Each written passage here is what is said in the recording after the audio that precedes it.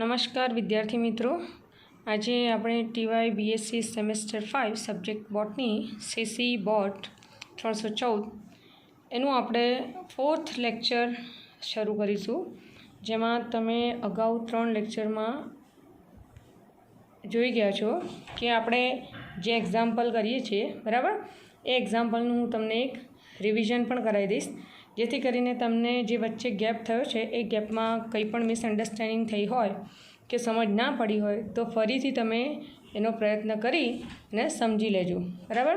તો એક્ઝામ્પલ 4 જે છે કે નીચેની માહિતી પરથી સરેરાશ વિચલન શોધો.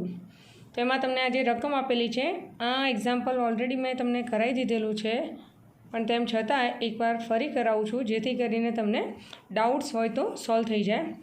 તમને જે ફર્સ્ટ કોલમમાં આપેલા છે વિદ્યાર્થીના ગુણ છે, જેની એવરેજ આપેલી છે કે ભાઈ 10 થી 19 છે તો એવા વિદ્યાર્થીઓની સંખ્યા કેટલી છે, તો 11 છે. 20 થી 29 છે તો એવા વિદ્યાર્થીઓની સંખ્યા જે છે 23 છે. લાઇકવાઇઝ તમને આપેલી છે. આ બંને તમને રકમમાં આપેલી છે માહિતી. હવે સૌપ્રથમ મેં તમને જ્યારે કીધું હતું કે સરેરાશ વિચલન જ્યારે આપણે શોધવાનું હોય બરાબર, ત્યારે સૌપ્રથમ આ રીતે માહિતી આપેલી હોય ત્યારે તમારે સૌપ્રથમ શું શોધવાનું થશે? મધ્ય કિંમત. મધ્ય કિંમતને આપણે શાનાથી ડિનોટ કરીશું? XI. તો તમને મધ્ય કિંમત શોધવા માટે પણ મેં કીધું હતું કે ભાઈ આ 10 થી 19 છે તો 10 વત્તા 19 ભાગ્યા 2 એટલે એનો આન્સર આવશે તમને 14.5. લાઇકવાઇઝ તમે આ આખા કોલમની આ જે કોલમ છે એની મધ્ય કિંમત શોધી, જે મેં તમને ગ્રીન કલરમાં દર્શાવી છે. એના પછી તમારે જે શોધવાનું છે બરાબર, એ શું છે? તો ડીનું સૂત્ર શું છે? XI માઇનસ A ભાગ્યા C. એ શું છે? તો એ તમને ખબર જ છે કે જ્યારે આપણે મધ્ય કિંમત શોધીએ એમાંથી તમારે કોઈ પણ એક મધ્યક ધારવાનો હોય છે, તો એ તમે આમાં જે ધાર્યો છે વચ્ચેની કોઈ પણ માહિતી લઈ લેવાની. તો 44.5 છે. હવે ડી જે છે XI માઇનસ A ભાગ્યા C. તો XI માની લો પહેલું લઈ લો કે 14.5 છે બરાબર, તો 14.5 માઇનસ 44.5 બરાબર, અને ભાગ્યા C. હવે C શું છે એ મેં તમને કીધું હતું કે C જે છે વર્ગ લંબાઈ છે. એક વર્ગથી બીજા વર્ગની લંબાઈ કેટલી છે? તો અહીંયા 10 થી 19 છે, અહીંયા 20 છે, તો અહીંયા 10 સ્ટાર્ટિંગ પોઈન્ટ છે, અહીંયા શું છે? 20 છે. તો તમે બંનેનો તફાવત કાઢો તો 20 માઇનસ 10 તો કેવા થશે? 10 બરાબર. તો અહીંયા તમે કરો કે XI એટલે 14.5, પહેલાં કોલમની વાત કરું છું, માઇનસ A ધારેલો મધ્યક જે છે 44.5 બરાબર. તો એ તમારે 14 જે છે 30 થશે. એનો આન્સર તમારે આવશે માઇનસ 30. માઇનસ 30 ભાગ્યા C એટલે વર્ગ લંબાઈ 10 બરાબર. તો માઇનસ 30 ભાગ્યા 10 એટલે તમારો આન્સર કેટલો આવ્યો ભાઈ? માઇનસ 3. લાઇકવાઇઝ તમે આખા બધા પ્રાપ્તાંકોની માહિતી શોધી અને મેં એ પણ કીધું હતું કે જ્યાં તમે મધ્યક ધાર્યો હશે એની સામે તમારો ડી શું આવશે? 0. તો તમે પહેલેથી 0 લખવો હોય તો પણ લખી શકો છો. એની ઉપરની માહિતી તમને માઇનસમાં મળશે, નીચેની માહિતી તમને ધનમાં મળશે. એ પણ આપણે વાત થઈ ગઈ છે બરાબર. હવે આટલી માહિતીના આધારે આપણે સૌપ્રથમ જે કરીશું એ શું કરીશું કે સાચા મધ્યકની ગણતરી કરીશું. તો સાચા મધ્યક જે છે એનું સૂત્ર જે છે મધ્યક x bar is equal to A plus sigma FD ભાગ્યા N ગુણ્યા I અથવા C બરાબર.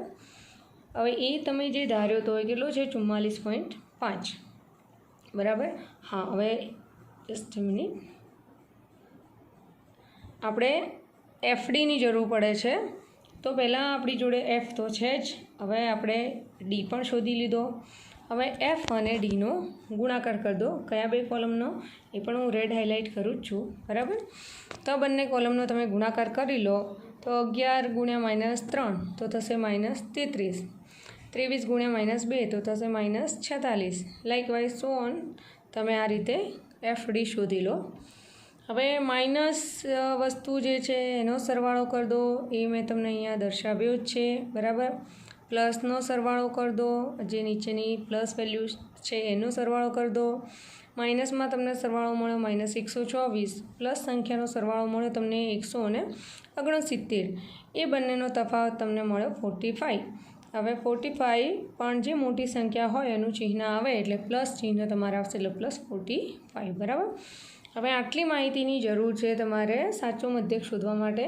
તો સાચો મધ્યક શોધવાનું સૂત્ર મેં તમને કીધું એ કે A+σFD/n ગુણ્યા C અથવા I એટલે પણ વર્ગ લંબાઈ, C એટલે પણ વર્ગ લંબાઈ.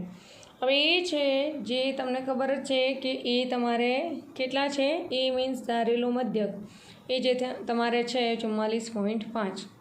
σFD જે આપણે અત્યારે શોધ્યા એ કેટલા છે 45 અને n એટલે કે જે આપણું બીજું કોલમ હતું ને F વિદ્યાર્થીઓની સંખ્યા એનું ટોટલ એને આપણે σF પણ કહી શકીએ અથવા n પણ કહી શકીએ, એટલે કે આપેલા પ્રાપ્તાંકોની સંખ્યા. તો એ તમારે છે 250 બરાબર ગુણ્યા I એટલે કેવા છે 10 બરાબર. મેથેમેટિક્સમાં જે પ્રમાણે નિયમ છે ભાગુ સ ભાગાકાર ગુણાકાર ને સરવાળો. તો હંમેશા પહેલાં આપણે આ જે છે આ કોલમવાળી બ્રેકેટવાળી માહિતી છે એનું કામ કરીશું. તો 0 0 ઉડાડી દઈશું 45/25 બરાબર. આ 44.5 વત્તા પહેલાં આની વિધિ કરવાની છે તો 1.8 બંનેનો આન્સર આવશે x બાર = 46.3. x બાર એટલે શું છે સાચો મધ્યક.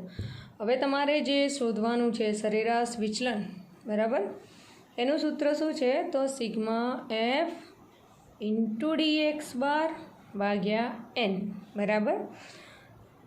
હવે તમારે આ F તો તમારી જોડે છે જ બરાબર, એટલે કે આ સિગ્મા જે છે બરાબર કોનો શોધવાનો છે તો F × dx બારનો સરવાળો શોધવાનો છે.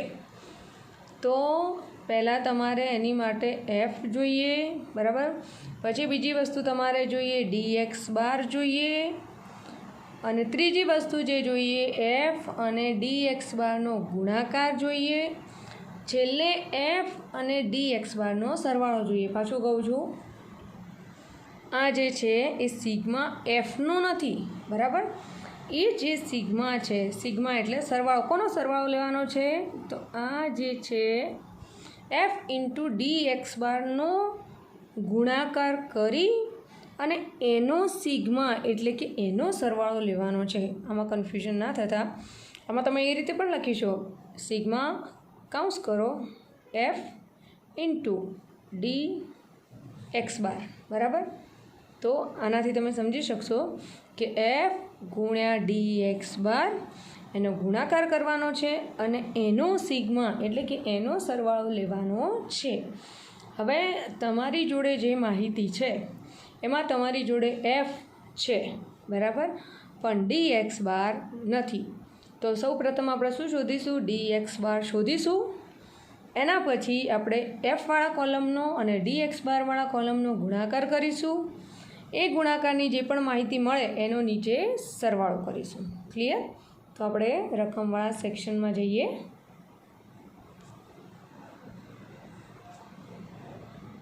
ઓકે ચલો, હવે જે પ્રમાણે મેં તમને વાત કરી કે તમારી જોડે આ F વેલ્યુ છે બરાબર, અહીંયા સુધી જે કામ હતું એ પતી ગયું સાચો મધ્યક શોધવા માટે. હવે આપણે જે છે સરેરાશ વિચલન શોધવાનું છે. તો આપણે શું શોધવાનું છે dx બાર. dx બારનું સૂત્ર શું છે માનાંકમાં xi - x બાર બરાબર. તમે દરેક સૂત્રો યાદ રાખજો, જો સૂત્રો યાદ નહીં રહે તો દાખલાની ગણતરી કરવી મુશ્કેલ થઈ જશે. dx બારનું જે સૂત્ર છે માનાંકમાં xi - x બાર, તમારી જોડે ઓલરેડી xi પણ છે, xi મીન્સ મધ્ય કિંમત પણ છે, અને x બાર એટલે આપણે જે સાચો મધ્યક શોધ્યો એ બરાબર. તો આ જે વેલ્યુ છે એમાંથી માઇનસ કરો કોને આપણો જે સાચો મધ્યક છે એ, તો તમને જે મળવાપાત્ર માહિતી છે એ આ છે. ક્લિયર? હવે મેં તમને કીધું કે આપણે શું જોઈએ છે F જોઈએ છે અને dx બાર જોઈએ છે, બંને મળી ગયા. હવે જે આપણે જોઈએ છે એ માહિતી શું છે તો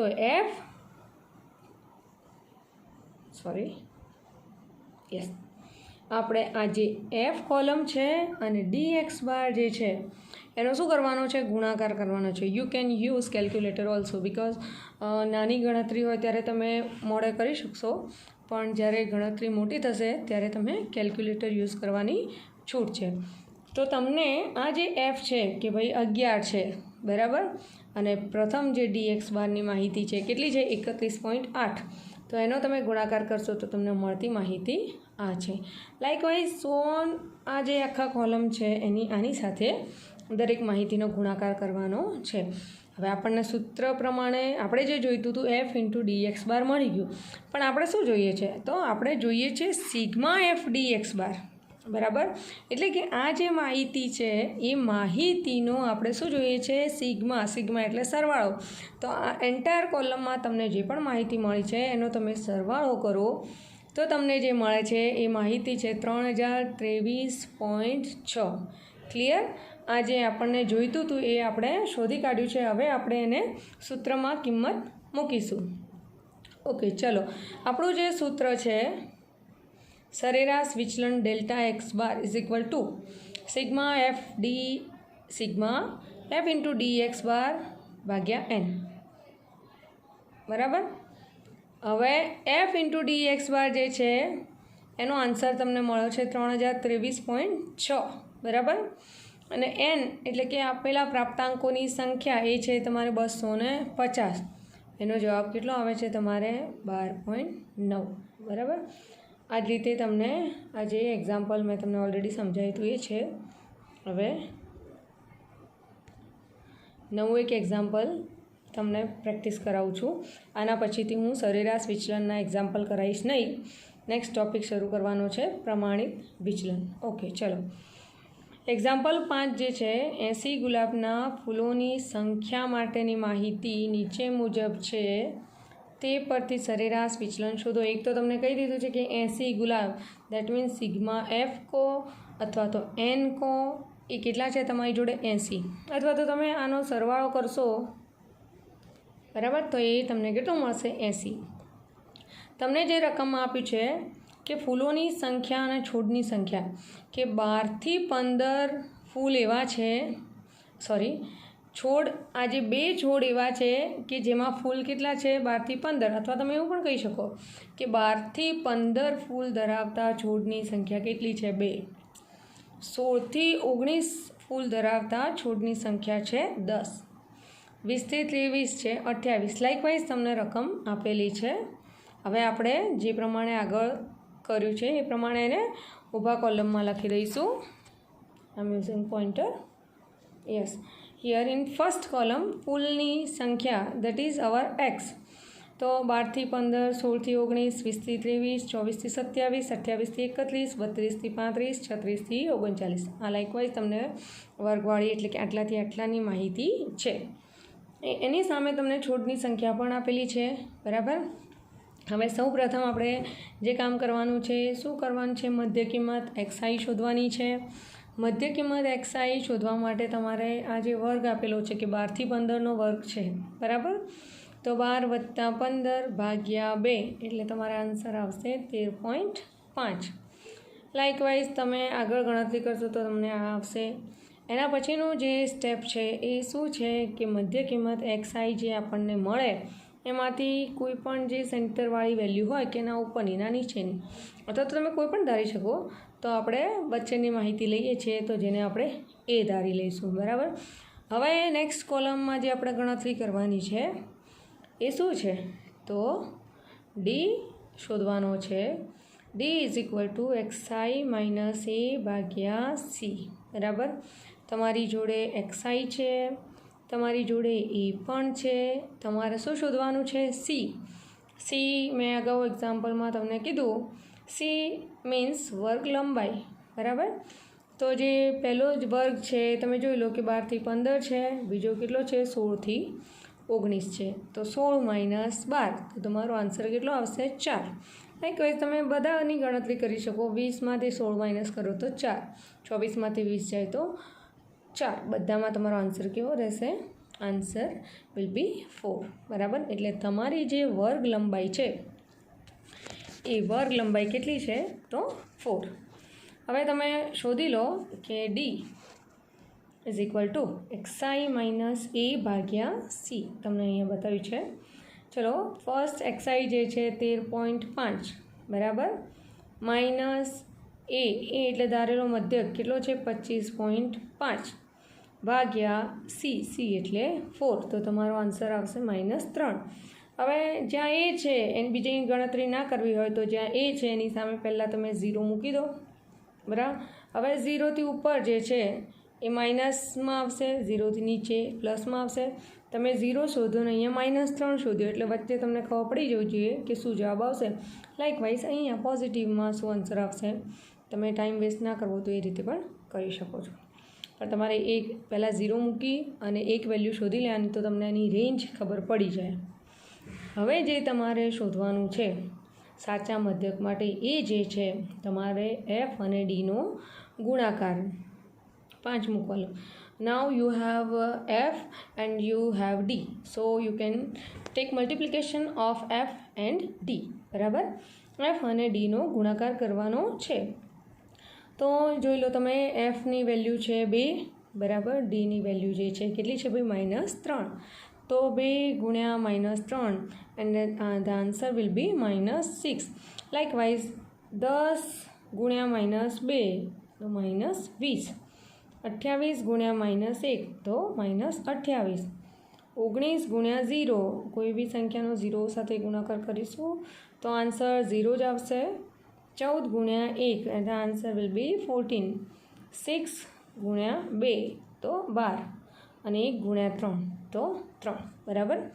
હવે આપણને એફ ડી મળી ગયો છે, પણ આપણે જે સાચો મધ્યક શોધવા માટે જે સૂત્રમાં ઉમેરવાનું હોય છે એ આપણું શું છે સિગ્મા એફ ડી, એટલે કે આ જે એફ ડી મળ્યો છે એનો સિગ્મા એટલે કે એનો સરવાળો શોધવાનો છે.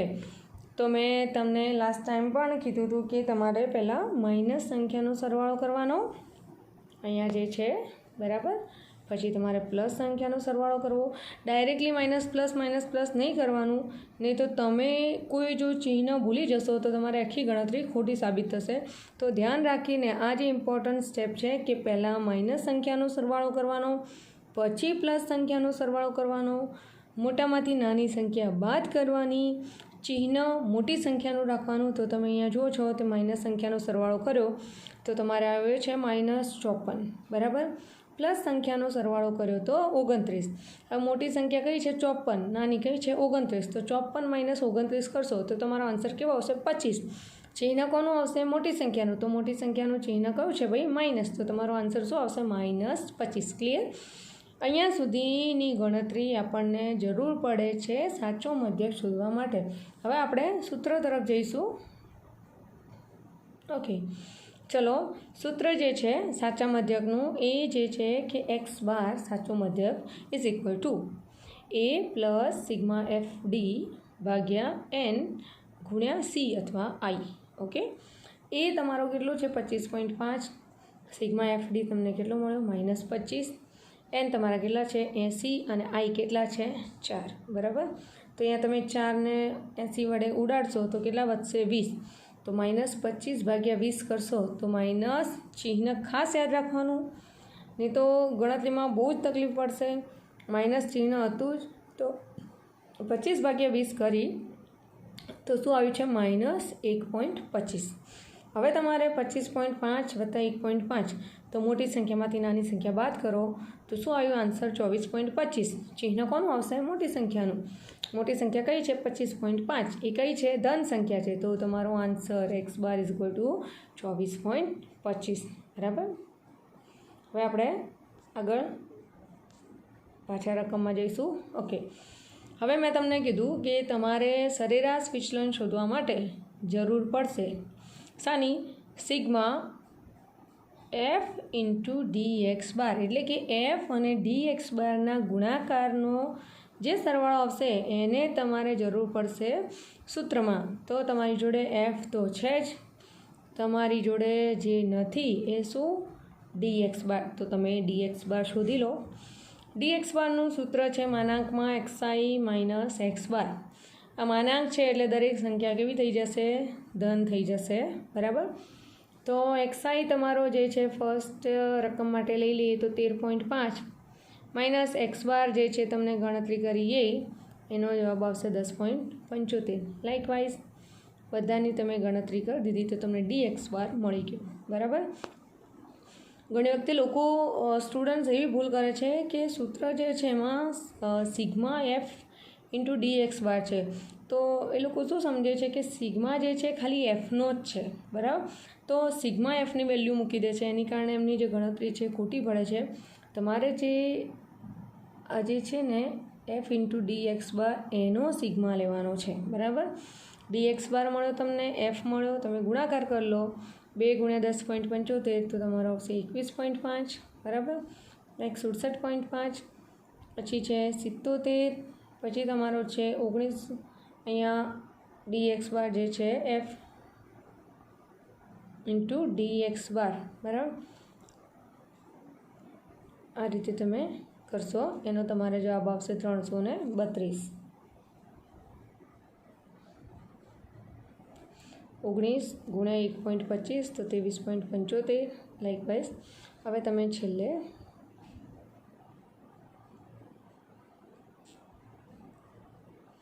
સરવાળો કરી દો. બરાબર. આ જે કોલમ છે એફ બરાબર ઇન્ટુ ડી એક્સ બાર એનો તમારે જવાબ આવ્યો આ, અને એનો તમે સરવાળો કર્યો તો તમારે કેવો આવ્યો 332. એને આપણે સૂત્રમાં ઇમ્પ્લિમેન્ટ કરીશું. બરાબર. આપણું સૂત્ર જે છે એફ ઇન્ટુ ડી એક્સ બાર ભાગ્યા એન. બરાબર. એનું જે આન્સર આવે 332 ભાગ્યા એન આપણને ખબર છે 80, તો તમારો જે જવાબ આવ્યો 4.15. બરાબર. હવે તમને સરેરાશ વિચલનાંકનું સૂત્ર પણ ખબર છે. આ બંને માહિતીનો ઉપયોગ કરી અને સરેરાશ વિચલનાંક પણ શોધી લો, તો એના ઉપરથી જે ભાગાકાર કરી અને તમને મળશે તો સરેરાશ વિચલનાંક પણ મળી શકે છે. ઓકે. જે પણ એક્ઝામ્પલ કરાયા છે એમાં દરેક રીત ઇન્વોલ્વ થઈ ગઈ છે સરેરાશ વિચલનની, કે વર્ગીકૃત માહિતી હોય તો કઈ પદ્ધતિ કરવી. વર્ગીકૃત એટલે લાઈક વર્ગમાં માહિતી આપી હોય કે ભાઈ 10 થી 15 છે, 16 થી આ છે, એને વર્ગીકૃત માહિતી કહેવાય. અને વર્ગીકૃત માહિતી સિવાય સિમ્પલ માહિતી આપી હોય તો તમારે કઈ રીતે કરવું, આ બધા એક્ઝામ્પલ છે. તો દરેક એક્ઝામ્પલ વિદ્યાર્થી પોતે પોતાની નોટબુકમાં પણ ગણી રાખશે.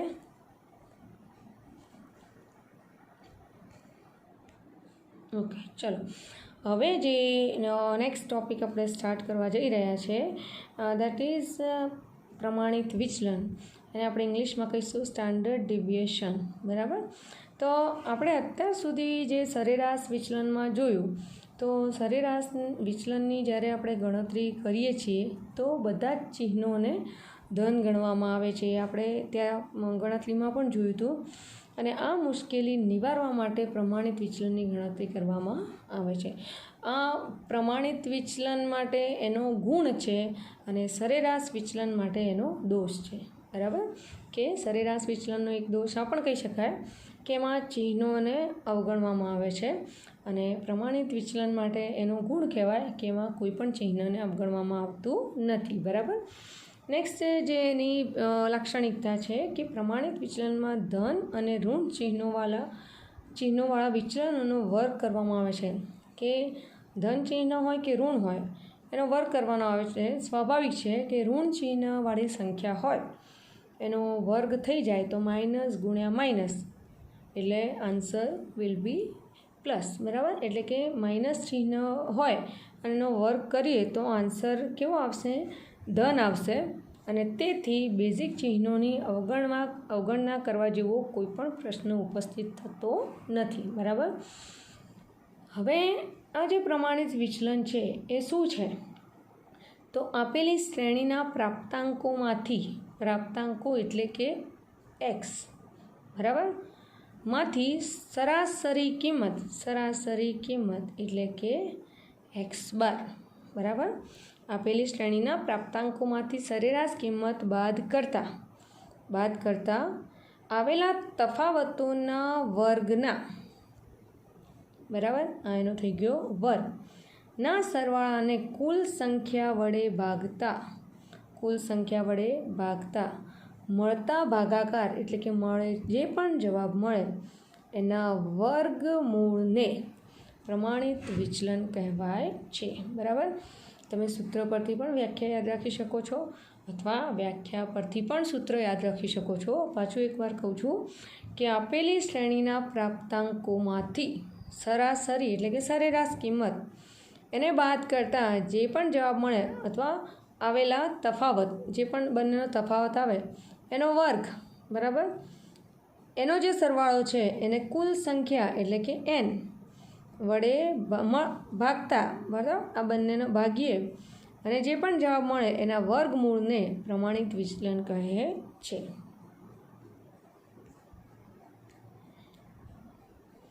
અહીંયા તમને આ જે છે કે પ્રમાણિત વિચલન, બરાબર, આ જે સૂત્ર મેં તમને સમજાવ્યું એ પ્રમાણિત વિચલન એટલે મધ્યકમાંથી લીધેલા વિચલનોના વર્ગોની સાદી સરેરાશનું ધન વર્ગમૂળ તેને સૂત્રના સ્વરૂપમાં નીચે મુજબ રજૂ કરી શકાય. જે મેં તમને અત્યારે સમજાવ્યું એ કે પ્રમાણિત વિચલન જે છે એને આ તમારું સૂત્ર રહેશે. હવે x માઇનસ એક્સ બાર, હવે એને તમે બીજી રીતે આ રીતે પણ લખી શકો, સિગ્મા dA² ભાગ્યા n, બરાબર. હવે dA² એટલે શું થઈ જાય, એક્સ માઇનસ એક્સ બારની જગ્યાએ તમે dA² પણ મૂકી શકો. જ્યાં x શું છે તો પ્રાપ્તાંક, એક્સ બાર શું છે તો મધ્યક અને n શું છે તો ટોટલ પ્રાપ્તાંકોની સંખ્યા. પ્રમાણિત વિચલનને આ સૂત્ર સંજ્ઞા વડે દર્શાવી શકાય છે. મોસ્ટલી તમે પ્રમાણિત વિચલનને s અથવા SD દ્વારા પણ દર્શાવી શકો. ઓકે, બીજી રીતે પ્રમાણિત વિચલન શોધવા માટે, બરાબર, જ્યારે વર્ગીકૃત અવર્ગીકૃત માહિતી આવશે ત્યારે સૂત્ર બદલાશે. તો s ઇઝ ઇક્વલ ટુ, બરાબર, i ગુણ્યા વર્ગમૂળમાં તમને વર્ગમૂળ છે સિગ્મા d² ભાગ્યા n માઇનસ અહીંયા આખો કૌંસ છે સિગ્મા d ભાગ્યા n એનો વર્ગ. આ બંનેનો તફાવતનું વર્ગમૂળ લઈ અને i વડે ગુણાકાર કરવાનો છે, એ તમારે પ્રમાણિત વિચલન મળશે. જો કિંમત અપૂર્ણાંકમાં આવે તો ગણતરી અઘરી બને છે અને આ ગણતરીને સહેલી બનાવવા માટે ઉપરના સૂત્રનો ઉપયોગ કરવામાં આવે છે. તમને નેક્સ્ટ લેક્ચરમાં પાછું એકવાર એનું સૂત્રની માહિતી આપીશ અને એની ગણતરી કઈ રીતે થશે એની માહિતી આપીશ. વિદ્યાર્થી મિત્રો, હું વારંવાર કહું છું લેક્ચરના અંતમાં કે દરેક વિદ્યાર્થી મિત્રો આનો રેગ્યુલર અભ્યાસ કરે, નહીં તો તમે આગળ ચાલતું જશે ને તમે પાછળ ભૂલતા જશો. તમે તમારી નોટ્સ બનાવો, રેગ્યુલર રિવિઝન કરો. બિકોઝ મારું લેક્ચર છે તો હું જેવી રીતે 313 ને 314 ભણાવું છું એ જ પ્રમાણે ડૉક્ટર ચિંતન જે બારોટ 311 ને 312 ભણાવે છે. તો તમારે ઘણા બધા સબ્જેક્ટ્સ ભેગા થાય છે. ઇંગ્લિશ આવે છે, અત્યારે પાછા તમને હવે થોડા દિવસોમાં સબ્જેક્ટ ઇલેક્ટિવના લેક્ચર્સ પણ શરૂ થશે. તો અત્યારે જ્યાં સુધી પરિસ્થિતિ નોર્મલ નથી ત્યાં સુધી આ ઓનલાઈન સ્ટડીનો અભ્યાસ કરવાનો છે. તમારી માટે એ રીતે લેક્ચર્સ બનાવવામાં આવે છે કે તમને વધારે તકલીફ ના પડે, બરાબર. તો વિદ્યાર્થી મિત્રો ખાસ ધ્યાન રાખે, પોતાની નોટ્સ બનાવે, વારંવાર જે પણ તમને સૂચના આપવામાં આવે છે એ સૂચનાનું ફોલોઅપ કરે અને રેગ્યુલર પ્રેક્ટિસ કરે. Thank you.